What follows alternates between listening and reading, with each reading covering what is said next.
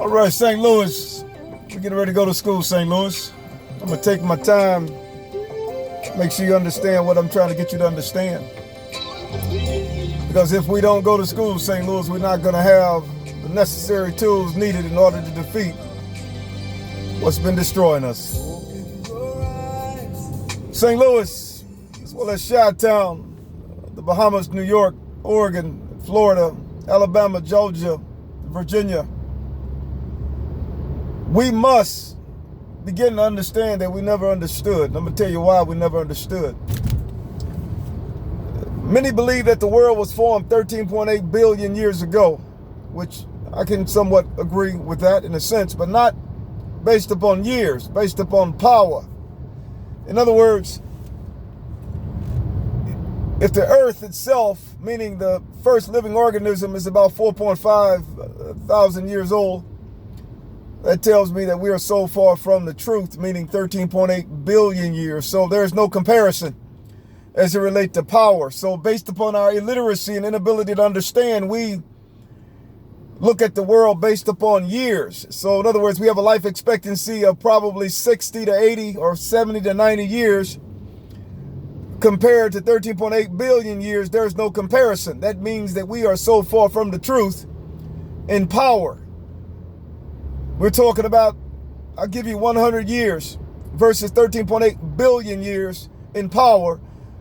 That's compared to 1 watt light bulb when you're dealing with a nuclear bomb. There's no comparison. So what we have to come to realize is that we haven't evolved enough to know that we don't know. So based upon our level of intellect, we believe that we know, but yet we don't know because we don't have the power to encode deeper to let us know there's more to know. Just like the cavemen, Neanderthals that came before us. Do you think they knew that there would one day be nuclear power, solar, electricity, plane, trains, and cars, and autonomous? You think they knew there would be satellites that can literally reach 25,000 miles in speed? I don't know if they would have even perceived that because their level of intellect was not yet capable of understanding that truth. However, they thought they knew. Their leaders and teachers were given the respect due because they were a little smarter than those that were less smarter than the leaders. So as a result, they became the teachers, the intellects. But that tell me the blind back during the Neanderthal days were just as blind as those that they were teaching, because there's now us in the 21st century. But the question you must ask yourself is, who's after us? And who's after them that's after us? And who's after them that's after them that's after us? I'm one to believe, and in order for us to be able to understand truth, we have to be able to extrapolate at a level in which most people can't perceive that it's capable of extrapolating. If I tell you 60 seconds equal a minute, 60 minutes equal an hour, 24 hours is a day, 365 days is a year. However, a second to an attosecond, there's no comparison. An attosecond is a billionth of a second, just beyond a second. So we're talking about apples and oranges, if not grapefruit and grapes. We are so far from the truth that we are still dealing with electricity and gas. If we were millions of years in the future, we wouldn't be dealing with electric nor gas. We wouldn't deal with solar. We would literally come up with a unified field of everything. And as a result of coming up with the unified field of everything, we will be able to warp space and time and change the perception of truth. In other words, what we think and thought was true wouldn't be truth, because we would now understand there was more than what we knew, because we all have the mind to process it at a different level. We're having problems with murders and rapes and wars and pillages because of the fact that we haven't reached the perfect sound.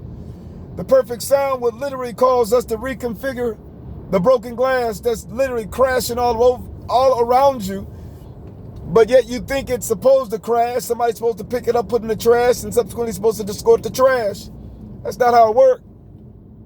We must leave the system in which we currently dwell. Conservation of energy is going one way. In other words, you got birth, then death, then the grave. So as a result, there's no way to go back the opposite direction from birth to life through eternity. But is there a way? I'm one to believe that there is a way. Just like you rewind and fast forward and stop, we could do the same thing with our mind. But unfortunately, the mind itself hasn't evolved. You must think for a minute. I want you to think about Basil. a billionaire on Amazon. Think about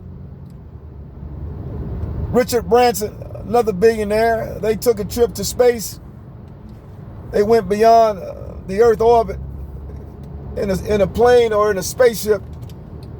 And as a result, they were able to literally unbuckle their seatbelts when they reached a certain speed. And when they reached that certain speed beyond carbon, they were able to float. Can you imagine 5, 6 people inside of an aircraft or some form of craft, and once they reach a certain speed, they can float? My question to you, what happens if we bring that speed down here? We can travel 7 miles per second in mind, and as a result, that'll allow us to create precognition. We would literally leave the system in which we dwell, and as a result, we will be ahead and not the tail.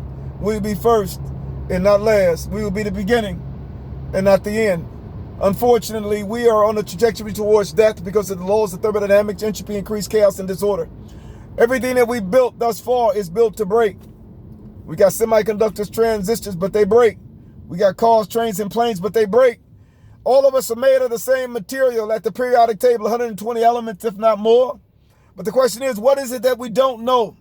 I'm one to believe that we don't know that we're capable of becoming something that we never knew we were capable of becoming until we became that something. I'm one to believe that something is God, a perfect sound, a perfect mind, that diamond in the rough. We must wake up in this season, and the reason we're not